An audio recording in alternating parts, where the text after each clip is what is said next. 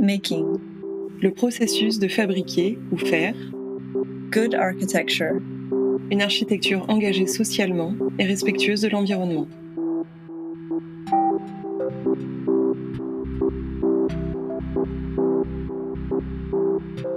Making good architecture, le podcast. Bienvenue dans Making Good Architecture, un podcast qui démystifie le démarrage de pratiques architecturales émergentes.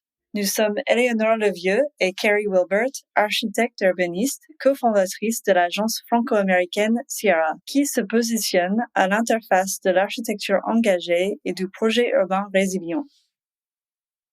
Le but de cette première saison, c'est de créer une communauté solidaire entre architectes et d'autres acteurs de la construction, dévoiler la face cachée du démarrage d'une agence et promouvoir les projets qui résonnent avec les valeurs de good architecture. Is it possible to do good and make good architecture? Est-ce possible de concevoir des projets engagés et de produire une architecture de qualité?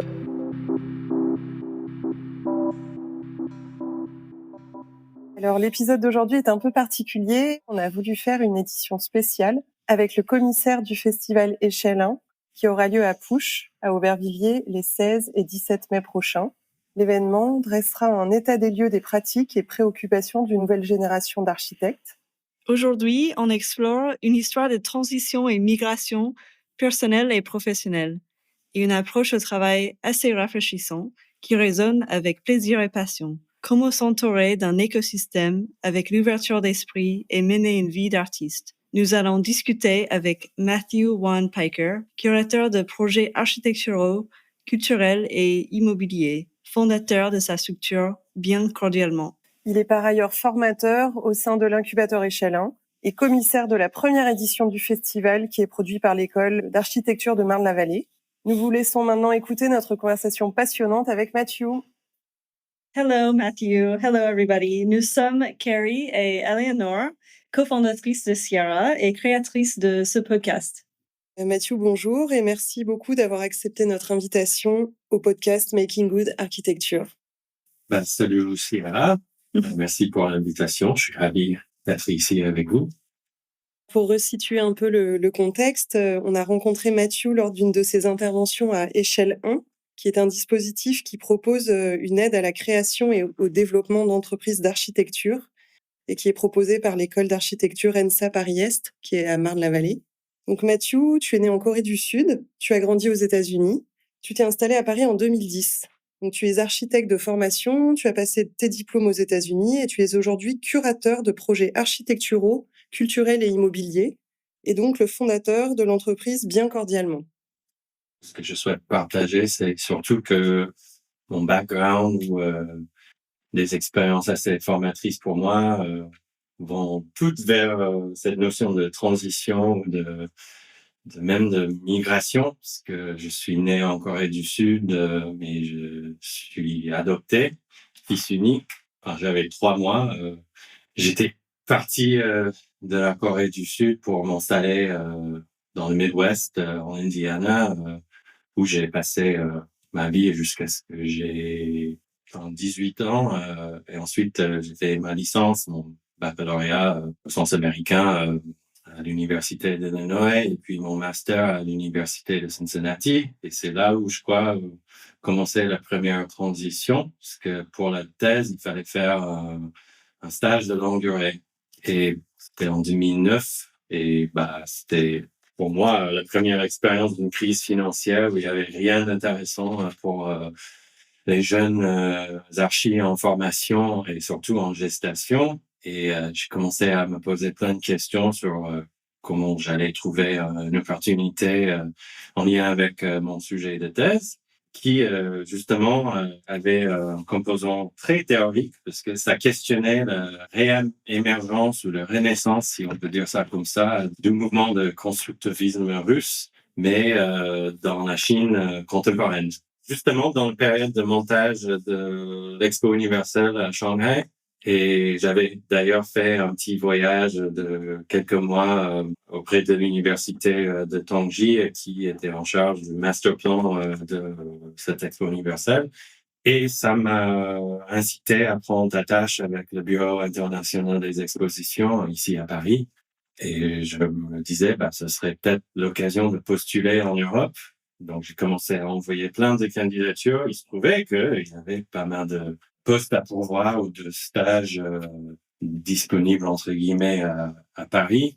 Et c'est notamment le cabinet de Jacques Ferrier qui a réalisé le pavillon français de l'Expo universelle à Shanghai, qui m'a proposé de venir passer mon stage de longue durée avec son équipe. Et ensuite, je retombe dans le cliché parce que j'ai rencontré quelqu'un, mon ex-copain, mais toujours très proche. J'ai décidé de revenir en 2010 après pour m'installer définitivement. Est-ce que tu as parlé français avant d'arriver ici ou? Je crois que dans ma tête, si. Mais juste pour vous donner une idée du niveau de ce français de lycéen, on nous a pas appris qu'il existe le temps de subjonctif. Donc, pour répondre plus simplement, la réponse est non. J'ai pris des cours intensifs à l'Alliance française et je crois que ça m'a permis de casser la peur de m'exprimer. Tu as monté ton entreprise de curateur de projets architecturaux, culturels et immobiliers. On aimerait bien savoir un peu ce que ça veut dire. C'est pas la première fois que je me lance dans un projet entrepreneurial. J'avais d'abord, entre 2011 et 2014, une petite structure à moi qui était beaucoup plus classique dans le sens où réaliser des projets plutôt de scénographie pour les défilés de mode prêt-à-porter hommes, des marques étrangères, mais pour le Fashion Week à Paris. Donc, c'était une niche très spécifique. Ça m'a beaucoup plu, mais j'étais tout seul et encore beaucoup plus jeune. Donc, c'était vraiment très formateur comme expérience. Mais pour oui revenir sur ce que ça veut dire curateur, pour moi, ce terme évoque la notion de prise de position, de parti pris, surtout intellectuel, ensuite créatif, etc. Et vraiment, à l'instar d'un commissaire d'exposition, quelqu'un qui réfléchit, on s'endorme, on rêve d'un projet où on imagine, ça serait génial si la personne met en œuvre tout un écosystème, tout un parcours, tout un chemin pour mener à bien ce rêve, entre guillemets. Et moi, je m'efforce de proposer ce dispositif ou cette façon de faire, mais pour le métier d'architecte, pour l'architecture, pour moi, ce qui me met tout de suite en lien avec les autres faisants, les personnes qui doivent participer, qui sont même critiques à la réalisation d'un projet. Je pense pour caricaturer, si j'existe dans ce grand écosystème, ça crée une espèce de triangle où si c'est moi au milieu, c'est pas parce que je suis le plus fort, c'est juste parce que c'est peut-être mon idée, où j'agrège cette idée et autour de moi, il y a les autres acteurs, les autres participants. Enfin, ça veut dire qu'il y a la maîtrise d'œuvre, surtout les architectes, parce que c'est surtout avec les architectes que j'ai envie de m'aventurer dans tel ou tel projet. Et ensuite vient aussi le monde de l'investissement, l'opérateur immobilier, les gestionnaires, les exploitants, les usagers, ainsi de suite. Et j'essaie de faire en sorte que tout de suite comprendre s'il y a aussi un intérêt réciproque ou commun. Sinon, ce serait un peu compliqué, je pense, de faire émerger un projet. Pour moi, la notion de curateur, au cœur de ce terme, est une conviction vis-à-vis d'une approche ou vis-à-vis d'un sujet créatif. Et c'est surtout pour faire amplifier, pour faire valoir l'architecture et l'architecte. Pour être un peu plus concret, est-ce que tu pourras donner un exemple de quelque chose que tu as fait ou un projet idéal pour toi de curateur de projet? L'idéal, c'est toujours avoir le choix. Au centre de mes préoccupations, je pense qu'on retrouve cette notion de comment rester autonome, en tout cas dans mes choix. Ça ne veut pas dire que je fais ces projets tout seul.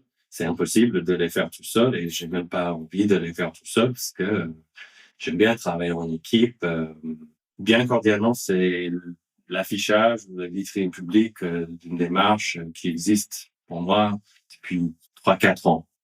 au sein de mon parcours dans différentes agences, si je peux dire que j'ai 14-15 ans d'expérience, 5 ans, c'est vraiment architecte au sens classique du terme, et puis je bascule vers le développement parce que je m'intéressais beaucoup au montage d'opérations et pourquoi ces cahiers des charges, pourquoi ces programmes, comment ça fonctionne, etc. Et je peux dire que au sein de ces différentes agences, j'ai beaucoup participé à ce type de montage, public, privé, hybride, etc. Donc aujourd'hui, à mon compte, j'ai des projets en cours d'envergure différentes, d'échelles différentes, Mhm. de localisation variées, différentes aussi.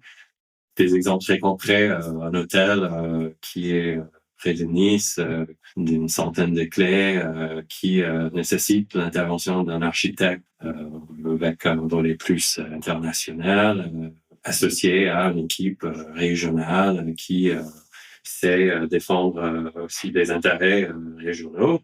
Et dans cet écosystème, dans ce groupement, on a un groupe hôtelier, voilà, de franchise, les investisseurs, etc. Et je dois rester un peu au centre du dispositif pour vérifier qu'il y ait une faisabilité avérée, mais aussi que les équipes se comprennent.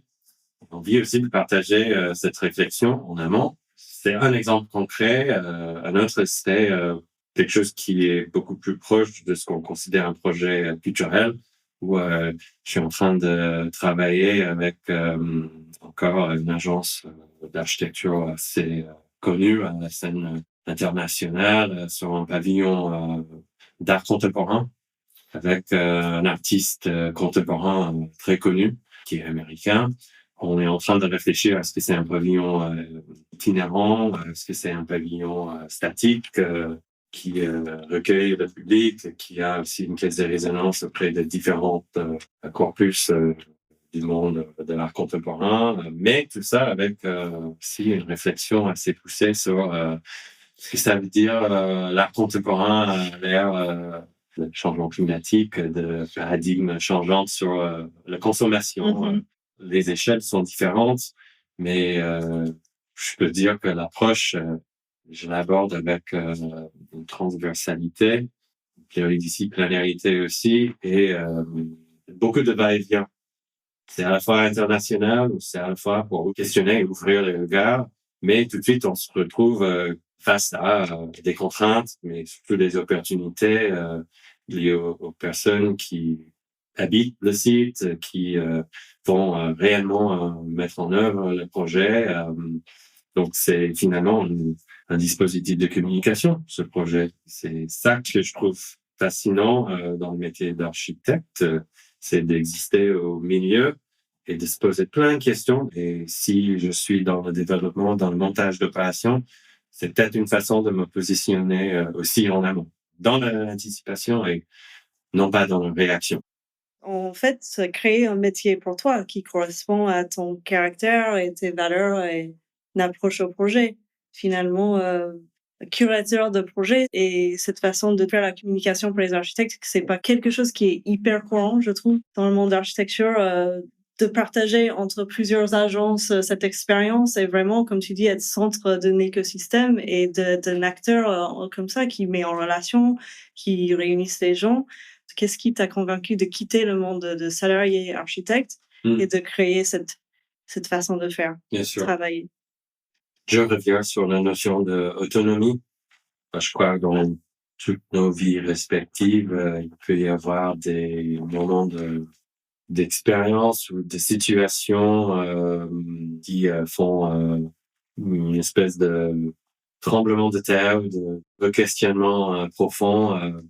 En tout cas, pour partager une expérience très intime à moi, c'est en 2021, j'ai perdu ma mère suite à une maladie assez fulgurante, assez violente d'ailleurs. Et à la suite de Covid, on était même un peu toujours dans les confinements, dans les conditions sanitaires un peu particulières. D'ailleurs, il y en a toujours pas mal qui en souffrent, donc c'est pas fini. En vrai, faut pas l'oublier non plus. Mais ce choix de me lancer dans le nouveau projet entrepreneurial, peut-être il est pas mal rattaché à cette situation personnelle clairement, j'allais pas pouvoir assumer le rôle de salarié Oui. à ce stade. D'ailleurs, à ce stade, j'étais avec mes amis de New South en tant qu'associé, mais j'étais chargé de développer l'agence, enfin, de participer au développement de l'agence parce que c'est là où j'avais mes centres d'intérêt, mais surtout les années précédentes en tant que salarié, de faire émerger, faire naître des opportunités commerciales pour l'agence. J'allais pas pouvoir le faire avec cette traversée émotionnelle assez inédite. Je réfléchissais déjà à qu'est-ce que ça veut dire si je mets un pied dans un projet entrepreneurial novateur où je me comporte pas comme le employé casé toute faite où c'est de 9h à 17h, 18h et je m'écoute. Donc c'était concevoir un projet qui me ressemble, qui est plus proche de mes valeurs qui sont toujours en train de évoluer avec un socle peut-être quand même présent depuis pas mal de temps. Et vu ce que je fais, me met en relation et me met en lien avec plein de gens.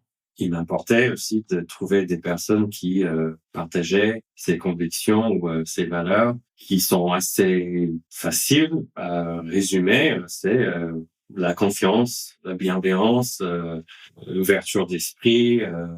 Je pense qu'il y a une sincérité dans le partage. Et les personnes qui avaient cette façon de faire près de moi, je pense que j'avais envie de voir ce qu'il en émerge quand on travaille ensemble. Il y a des priorités peut-être qui émergent des situations douloureuses ou compliquées. Pour avoir vécu là en ce moment deuxième expérience entrepreneuriale, je peux dire que c'est rigolo de me voir quand j'avais 25 ans. Je dis oula, qu'est-ce que tu fais et en même temps, c'était nécessaire de passer par ce chemin. Oui. Question un peu peut-être très concrète, mais je suppose que tu as commencé de manière classique au tout début de ton expérience en tant que chef de projet, peut-être chez Jacques Ferrier, ou d'abord tu étais stagiaire, après chef de projet. Comment tu as intégré ce domaine de la recherche de projet, de la compréhension de tout ce monde-là qui n'est pas du tout accessible aux employés généralement? Je sais qu'en tant que chef de projet en agence, j'ai jamais touché ce monde-là, donc ça m'intéresse de savoir comment toi, tu as mis un pied dedans. C'est justement quand j'étais dans une agence où il fallait produire très vite quelque chose, bien évidemment. C'est pas du tout une expérience rare, je pense, pour les architectes, surtout pour les salariés, etc. Mais pour un grand client américain, il fallait tout de suite proposer une nouvelle copie, un nouveau dessin qui répondait au programme reçu, bien entendu, à la veille. Et le client, ils étaient 4 ou 5, ils arrivaient à l'agence, des visages très fermés, ils voulaient savoir qui était en train de travailler sur le projet. Et les équipes de l'agence les amenaient vers la salle de réunion, mais ils étaient très, très, très préoccupés par la masse salariale ou le poids salarial que représentait le projet dans l'agence. Ça, c'est quand même un souvenir qui m'a marqué parce que je me dis, mais déjà, travailler sous ces conditions, c'est compliqué, je comprends pas. Et ensuite, pourquoi il y a cette espèce de domination, de donneur d'ordre, mais au sens très littéral, où ça m'a choqué. Puis je regardais dans les dossiers par le suite. Je dis, mais OK, c'est quoi le programme? C'est quoi les conditions de contrat? C'est quoi? C'est le dictat, finalement. Exact. J'avais l'autorisation de le faire. En plus, j'étais pas chef de projet sur ce dossier en particulier. J'étais épaulé par le chef de projet qui partageait, qui transmettait ces infos, je crois. C'était en 2012. Et j'ai commencé ensuite à me poser des questions sur comment on fabrique ce genre de situation. Parce que ça, c'est le résultat. C'est trop tard, entre guillemets. L'architecte est déjà... la réaction, comme tu disais tout à l'heure. Oui. En porte-à-faux, si on peut dire ça comme ça. Et je trouvais ça très compliqué de toujours être soumis à des conditions si rudes. Et je peux pas dire que le client est en faute. Oui, C'est un c'est un système qui est, qui oui. existe. Qu'est-ce qui est, du coup, aujourd'hui, tes journées? Comment tu passes ton temps et comment tu t'organises? Qu'est-ce qui est une semaine typique ou même une journée typique? S'il y a des journées Oui, typiques. oui. Une semaine typique pour moi, c'est plein de rendez-vous physiques ou en visio, plein d'échanges où je lance des pistes, je mets à jour la liste de projets en cours. Donc, il y a pas mal de suivi de projets, suivi de dossiers. Et il y a également des temps de networking ou de mise en relation où je consacre pas mal d'énergie et j'essaie de garder une partie d'énergie à ces nouvelles rencontres ou à ces rencontres un peu atypiques où je reste attentif à ce qui se passe sur le terrain, entre guillemets. Il y a une part de plaisir dans ça aussi, j'aime bien. Je pense que je m'écoute pas mal parce que si, par exemple, dans des soirées ou dans des conférences, je constate que mon cerveau est en train de flotter. Je ne capte pas du tout le sens de la conversation ou de l'échange. Ben, il est temps de rentrer, me coucher, prendre du temps pour moi. J'essaie de ne pas commencer trop tôt. Et de l'autre côté, je ne fais pas de nuit blanche. Je voulais qu'on aborde la facette de la collaboration dans ton métier parce que du coup, curateur, c'est vraiment une collaboration constante finalement. Enfin, c'est des échanges constants avec les autres. Est-ce que tu peux nous dire comment tu mets en place cet écosystème que tu es en train de créer depuis quelques années déjà et comment tu l'enrichis, enfin, comment tu le nourris? Pour moi, quand les collaborations se présentent, c'est parce qu'il y a une voie créative qui est en train de se fédérer, peut-être une inertie, surtout au début, je sais pas forcément si ça va se passer ou il va y avoir comme projet derrière. Je pense dans le sens de collaborer ensemble, il y a notamment l'envie. Les projets sont compliqués, complexes, surtout quand c'est toi, enfin moi, qui pourrais les conduire ou les propulser, enfin, essayer de les faire naître. Et pour cela, je peux pas les faire tout seul. J'ai pas envie de les faire tout seul. Et pour collaborer avec les autres, j'ai surtout envie que quand on passe du temps ensemble, que c'est chouette, c'est sympa. Et au-delà de ça, qu'il y ait une complémentarité, même si on ne sait pas ce que ça va être comme projet, on sait pourquoi on est là. Mmh. Et peut-être on sait ce que fait l'autre, ou on a plutôt une bonne impression, une bonne idée en ayant écouté l'autre. Peut-être, je parle de moi, il y a des préjugés, des préconceptions, des idées derrière ce que fait l'autre, mais c'est en l'écoutant et en lui posant des questions que je pense il y a davantage l'envie de collaborer. Et c'est stimulant. Et finalement, il y a des amitiés, des liens très fédérateurs qui en résultent. Et ça, c'est plutôt épanouissant, je pense. Pour parler un peu aussi de mon quotidien, ça l'anime pas mal. Ça fait en sorte qu'il soit très agréable. S'il y a des échéances, il fallait que je sois très concentré. J'ai vu personne. Je pense que mon état, voilà, psychologique, en souffre un peu. La mise en relation, networking en soi, c'est beaucoup de ton travail. Et pour les architectes, je dirais très généralisé, c'est quelque chose d'un peu abstrait, surtout quand on sort de l'école, comment chercher un projet et comment nous vendre en fait. Et donc, comment tu quantifies ce travail qui est des fois des conférences ou des soirées? Comment tu sais que tu avances et comment tu sais que tu passes du temps sur les bons façons de networker? Oui, Ou est-ce que tu as une façon de regarder ou c'est l'intuition aussi? Ça peut aussi être une réponse. Mais... Je pense, pour partager encore une part de moi assez intime, en tant que fils unique ou en tant que personne non blanche qui grandit parmi des personnes qui ne me ressemblent pas, j'avais une part d'intuition sur quand on l'écoutait. Est-ce que c'est légitime, ces ressentis? La réponse à ça, c'est oui, parfois, non. Mais pour le relier au quotidien, au monde professionnel, ça commence chez moi. Qu'est-ce que j'ai envie de faire?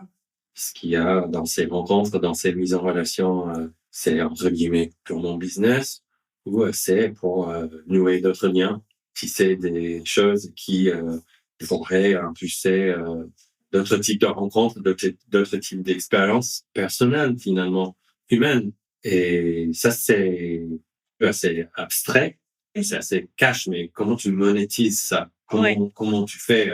Je dis, mais est-ce que c'est vraiment ça, l'aboutissement d'une mise en relation fructueuse ou est-ce que j'ai le droit à me procurer des nouveaux amis? C'est ce qui se passe dans ma tête si j'ai pas envie de dépenser de l'énergie psychologique pour ça. Mais dans la mise en relation, il y a déjà une réflexion sur qu'est-ce que ça veut dire pour moi. Enfin, c'est un peu peut-être égocentrique, tout en essayant de ne pas être opportuniste de façon très crue, de ne pas essayer de générer une réciprocité, un partage finalement. Si à la fin, il n'y a que moi qui en bénéficie, qu'est-ce que ça me dit de cette potentielle rencontre? Ben, ça peut arriver. Oui. Est-ce que c'est transactionnel? Je dis pas que c'est pas OK. Ça m'est arrivé. J'essaie d'être très attentif à ce genre de situation et surtout beaucoup d'intégrité, être très transparent sur la manière dont ça va se passer. Ça, c'est vraiment quelque chose qui m'importe beaucoup, l'intégrité, la notion de transparence. J'aurai bientôt 40 ans. Je peux pas me protéger de quelqu'un qui veut me faire du mal ou d'une situation qui n'est pas pour moi. Je peux essayer de prendre soin de moi et de prendre soin des autres. Et je peux surtout travailler en bonne intelligence et en bonne intelligence émotionnelle pour que on se comprenne. Et je peux pas me protéger d'une situation qui n'est pas pour moi. Et du coup, en m'écoutant et en regardant très en avant que peut-être que j'aurais pas ma place, ben, je m'en vais. Cette notion de couvrir mes intérêts, ben oui, je me pose des questions sur ça.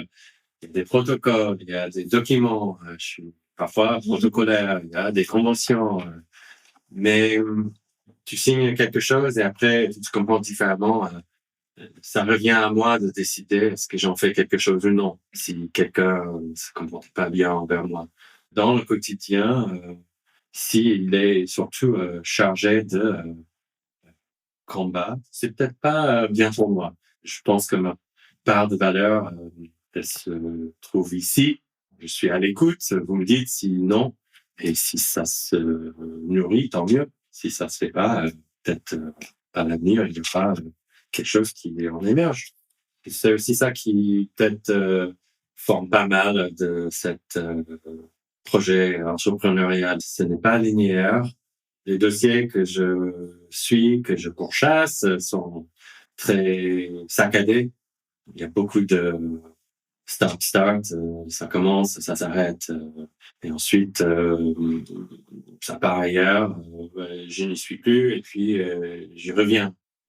Non, c'est super intéressant comme mécanique, enfin, on dirait presque une musique un peu, la façon dont tu en parles. D'où vient le nom Bien cordialement, du coup? Je réfléchissais au nom de la nouvelle structure et je voulais quelque chose qui soit à la fois évident, enfin, c'est-à-dire partout dans nos comportements, partout dans nos échanges, parfois même l'opposé de ce qu'on dit. Bien cordialement, c'est pas méchant, mais quand on le dit, parfois, ça peut avoir une manière très sec. En tout cas, ça, c'est mon impression pour quelqu'un qui parle le français comme deuxième langue. Ensuite, de le traduire, de me l'approprier sous une autre lumière pour que le sens devienne autre chose. Je trouvais ça assez marrant, finalement. Ça m'amusait beaucoup de dire finalement le sens de bien cordialement, il n'est pas là où on l'utilise régulièrement ou tous les jours. Et il est un peu ouvert à l'interprétation, finalement. Ce qui, d'ailleurs, peut être le cas dans notre usage commun. Je pense que j'apprécie d'autant plus en étant quelqu'un qui a appris le français comme deuxième langue.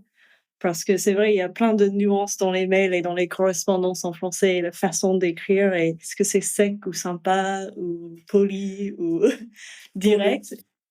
Ce qu'on fait, ce que vous faites aussi, c'est surtout lié à des échanges humains. C'est-à-dire qu'en se rapprochant les uns des autres, il y a, j'espère, une confiance qui s'installe. Mais ça veut dire que les mots employés peuvent aussi avoir un sens différent. Exactement. Donc, si je vous dis dans un mail bien cordialement, ça veut dire éventuellement que c'est un mail très formel. Mais quand je sollicite quelqu'un que je connais pas dans un mail et je écris bien cordialement, c'est poli. Ça me correspondait pas mal, cet emploi multiple. Oui, C'est vrai. c'est vrai qu'il y a plein de sens en français pour bien cordialement. Pour essayer de clore cette conversation qui est très passionnante. On aimerait savoir ce métier de curateur, cette façon que tu as de l'exercer, dans quelle mesure ça te rend unique dans le monde de l'architecture, dans le monde que tu as côtoyé via un tout autre biais qui est celui d'architecte, mais qui est de fait totalement complémentaire avec ton métier actuel. On a envie de savoir un peu comment tu te positionnes et surtout comment tu te positionnes par rapport peut-être à la concurrence. Est-ce que tu as des concurrents? Est-ce qu'il y a d'autres curateurs? Qui me rend unique en tant que curateur de projets architecturaux. Peut-être les idées. C'est ça. C'est surtout moi dans mon coin qui dit ça serait génial que je fasse ça. Ce serait pas mal que je travaille avec tel. Et est-ce que les deux peuvent se rencontrer? Est-ce que c'est possible? Est-ce que c'est souhaitable? Enfin, bien évidemment, je vois plein de sujets, plein de projets où je dis c'est super, j'aimerais trop y participer, mais il n'y a pas de place pour moi. C'est OK, c'est un constat. C'est le fait qu'il y ait des architectes, des développeurs, des personnes qui travaillent dur sur de nouvelles paradigmes, mais aussi de nouvelles typologies. Ce qui me rend unique, c'est que j'essaie de faire évoluer le système pour faire évoluer le projet, faire évoluer le projet pour faire évoluer le système. Moi, je me retrouve dans un projet qui ne s'arrêtera jamais, parce qu'il va continuer de se poser plein de questions. C'est créatif, c'est jamais fini. Et en même temps, vu que c'est très actif, ça porte ses fruits toutes les semaines. Un peu comme un architecte, finalement, dans son agence, qui s'efforce de faire évoluer sa pratique. C'est dans ce sens-là que je trouve la structure bien cordialement s'ouvre l'intégration de voix différentes. La deuxième partie de la question sur la concurrence, est-ce que je vois d'autres personnes qui font ce que je fais? Non, mais c'est pas parce que ça n'existe pas. En étant une personne derrière mon écran, je n'ai pas les ressources pour aller détecter des voies créatives qui existent.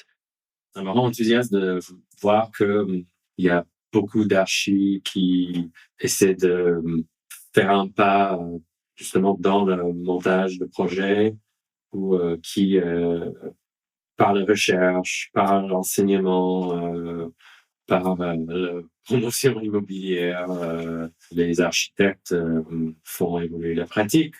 La concurrence, elle est plus est-ce que je peux me protéger? Est-ce qu'il y a des gens qui vont prendre des choses de moi? Dans ma structure et dans la volonté de créer une entité autonome pour que j'ai des choix, c'est de ne pas être dépendant. C'est pas que tout est possible, mais il y a plein d'horizons qui s'ouvrent à ce métier peut-être qui n'existe pas vraiment ou qui est en train de trouver sa place. Et c'est moi qui, dans ma vie, essaie d'y participer. Parce que je n'ai pas inventé, en fait, ce métier. Je pense même quand on regarde le parcours de l'architecte, mais historique, les architectes sont les meilleurs pour faire naître des commandes. Là, c'est une nouvelle incarnation, peut-être. En tout cas, c'est ça qui me stimule aujourd'hui. Est-ce que tu peux envisager à quoi ça va ressembler ta pratique dans 5 ans ou plus?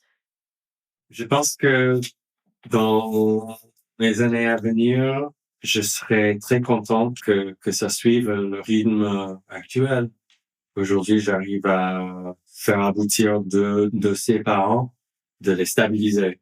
J'arrive à vivre avec cela, donc déjà, j'en suis assez reconnaissant parce que ça demande énormément d'investissement temporel, mais aussi c'est moi qui incite d'autres équipes, d'autres personnes à travailler avec moi. On travaille ensemble, du coup, j'en suis vraiment reconnaissant. Donc, si dans 2 ans, 5 ans, je suis toujours en train de le faire, j'en serais assez content. Peut-être qu'une envie particulière, elle se place dans un projet qui nourrisse les réflexions internationales, au sens où je cristallise un projet qui fait travailler des cultures différentes. C'est quelque chose que je suis en train de faire, mais c'est vraiment dans un stade très jeune pour des projets qui sont très ambitieux, comme des projets mixtes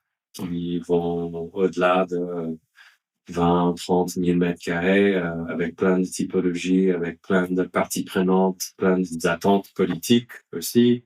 Ce serait cool que j'arrive à structurer un propos cohérent qui me trahisse pas d'ailleurs, mais qui justement est cette démonstration de la rencontre entre plusieurs cultures. Je pense c'est quelque chose qui m'intéresse beaucoup. C'est quoi le meilleur conseil qu'on t'ait donné? Fais-toi confiance, je pense. Ça, c'était de mon directeur de thèse de master, Nandi Ella, qui travaille à l'université de Witwatersrand à Johannesburg, en Afrique du Sud. Mais à l'époque, il était mon directeur de thèse de master donc, à l'université de Cincinnati. J'aimerais juste qu'on fasse un petit aparté sur le festival. Alors, moi, j'interviens dans le dispositif échelle 1 de l'ANSA Paris depuis 2020, notamment sur le volet développement, communication, marketing, stratégie, avec plein d'intervenantes et d'intervenants super sympas et dont les expertises sont assez costauds. Et c'était la promotion de 2021-2022 qui avait l'idée de rendre l'incubateur et leur participation là-dedans, de rendre tout ça plus visible auprès du public, même auprès du grand public. Et les agences m'ont toutes envoyé des réflexions et ensuite m'ont demandé si ça m'intéressait de les aider à faire naître ce projet.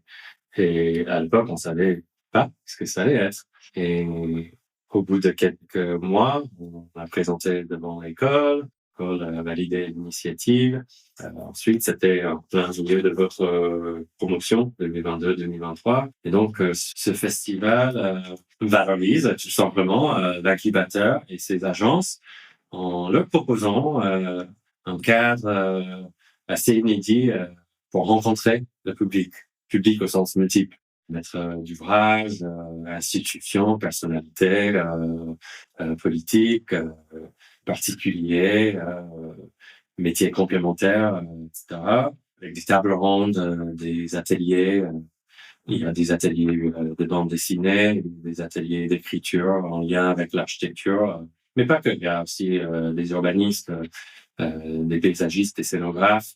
Enfin, c'est très hétérogène, ce qui est très chouette aussi. À la fin, peut-être la partie la plus inédite, c'est qu'il y ait des rencontres rapides sous forme de speed dating entre maîtres d'ouvrage, maîtres d'œuvre, où on essaie de inciter les parties à se présenter, à faire connaissance. C'est vraiment très ouvert sur ça. Donc ça se passe les 16 et 17 mai à Push, Aubervilliers.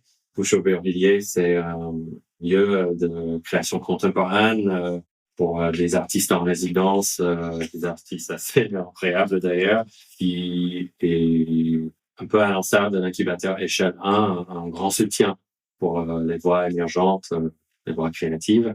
Et je termine juste pour remercier non seulement les équipes de l'INSA Paris-Est, avec le directeur Mathieu Delorme, la coordinatrice de l'incubateur Claire Minard et le service de la communication qui est géré par Marianne Claire. Là, ce noyau dur, vraiment, il suit depuis des mois et des mois et des mois l'organisation et la production du festival.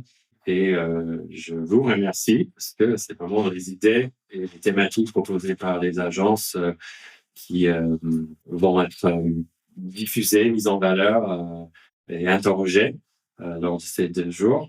Et ensuite, on a bien évidemment nos mécènes et partenaires dans Grand Paris Aménagement, Push et Furniture for Good, qui sont venus à bord aussi un peu des naissances du projet.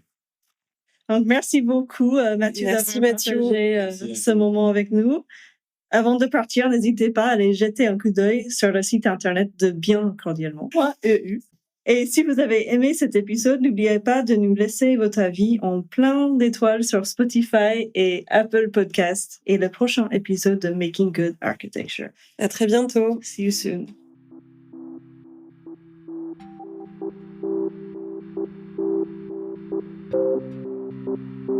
Merci à tous de nous avoir écoutés aujourd'hui. Si vous appréciez ce podcast, n'oubliez pas de nous laisser votre avis et de nous suivre sur les réseaux. Vous trouverez toutes ces informations dans la bio. À très bientôt pour un nouvel épisode de Making Good Architecture.